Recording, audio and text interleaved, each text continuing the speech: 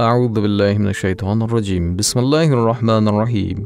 الحمد لله رب العالمين. الصلاة والسلام على سيدنا وحبيبنا محمد وعلى آله وصحبه الطيبين الطاهرين. Assalomu alaykum muhtaram birodarlar, barchangizga Allohning marhamati va ofiyati bo'lsin. Yurak siqilishiga shifo bu.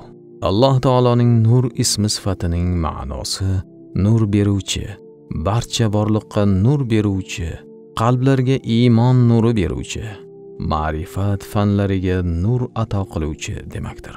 Bandalarga ibodat nurini beruvchi. Alloh bandaning qalbiga nur ustiga nur ziyoda qilaveradi.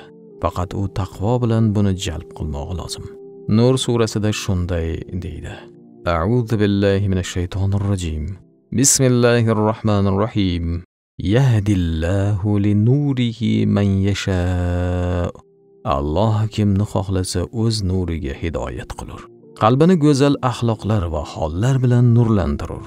Kimning qalbida siqilish, tanglik, nafas siqishi kabi dardlar bo'lsa, undan xalos bo'lish uchun Nur surasini bir marotaba o'qib, ortidan 1000 marotaba Allohning ya Nur degan ismini o'qisin. Allohning izni bilan ich siqilishi, turli vasvasalar, qo'rqishlar ketadi. Inshaalloh taolo qalbiga go'zal bir nur tushganini his qiladi. Marhamat, bu ne'matdan foydalaning.